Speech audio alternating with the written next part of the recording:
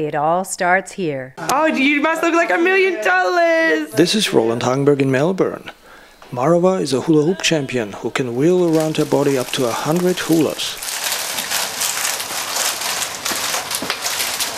Can anybody learn that, what you just showed us? No, it takes years and years of dedicated training. There are different kinds of rings and hoops? Heaps and heaps and heaps of different types. Generally made from water piping that you buy from plumbing shops, or gas piping as well. I spent many early mornings at Reese Plumbing quizzing the guy that worked there about all the different types of plastics and which ones bend more than others and which ones you can make bend and they stay in their shape. Does that particular plastic have a name? It's recycled water piping, and also that's for the ones that I use in the big stack are made of that, and then these ones here that I use are made out of gas piping PVC. You have a degree in circus arts. Bachelor of Circus Arts with a major in solo swinging trapeze and a minor in hula hoops. How does one get such a degree? 3 years, 8 hours a day, lots of physical training, a bit of theory. We did circus history, circus culture, anatomy and physiology, business, and a lot of training. Hula dancing was very popular in the 50s, yes, I think, or 60s. And part of their fitness regime too. They used to hula hoop on like school ovals in formations, and they'd stand there for ages. But they had cane hoops then. They weren't plastic, they were made of like bamboo and cane. And those are more difficult to handle? No, they just hurt. They're not very nice. Can it be dangerous too for your spine, let's say? For someone that doesn't warm up enough and does a big stack of hoops that weighs a lot, yeah, it can be kind of bad. But if you warm up and you don't use lots and lots, it's only when you use lots and lots that it's bad because it's heavy. But if you've just got a couple, it's alright. And who is credited to be the inventor of the hula dance? I don't know. I've looked it up. There's so many different people claiming to own it, but it was, as far as I can work out, it seems to be some American guy in the 50s who invented it, and then it was a toy shop sort of craze and everyone went crazy on them as a waste reduction fitness tool.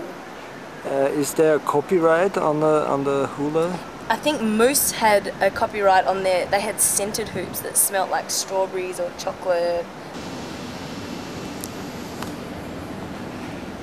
So are there also competitions? Hula hoop competitions.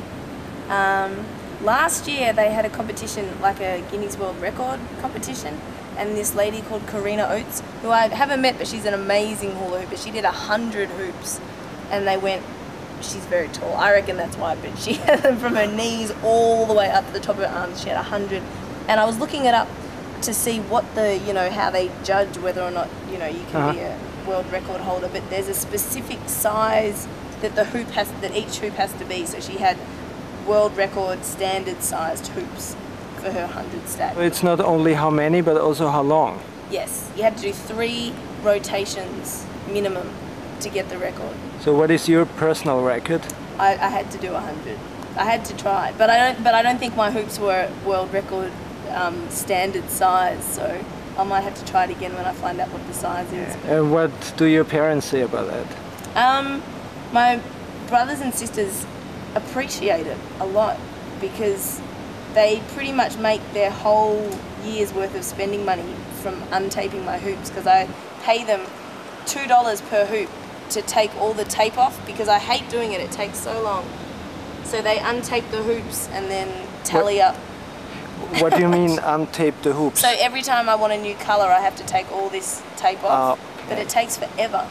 So, and it's very messy and it's sticky, and so they untape them for me and then I just retape it.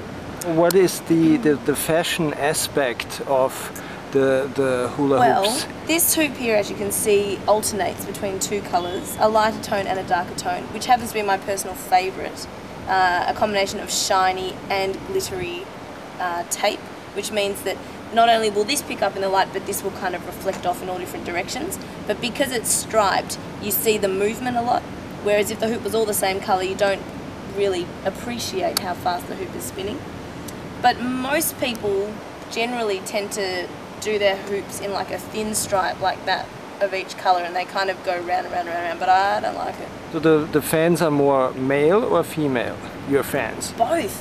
I mean, boys love it because they love anything with girls and, you know, colours and glitter and sparkle. Once you have acquired a certain perfection, can you lose that when you don't train, or is that once it's in your body like bicycling or never train. It was just terrible. I probably should train a lot more, but I think when I was at NICA for 3 years every day for 1 or 2 hours, generally 1, but sometimes 2 hours a day, I did for the first year, for the first 6 months. Vanished. For the first 6 months of training, I only did 1 hoop around my waist. Every day I was so bored, going, Arturo, can I do something else? He'd be like, no, just 1 hoop. So I think it got drilled into my head so bad that now if I don't pick them up for a few weeks and then I do a show, I know that I can just get through it. It's like riding a bike.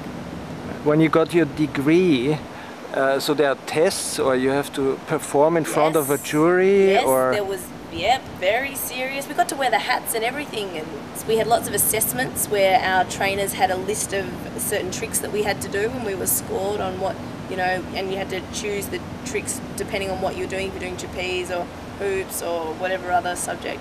What does Melbourne mean for you? Oh, hard question.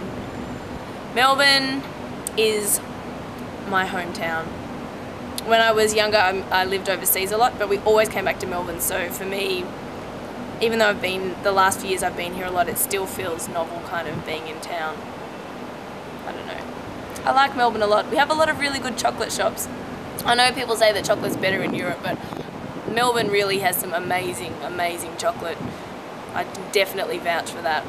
And how are the people? Are they very open-minded?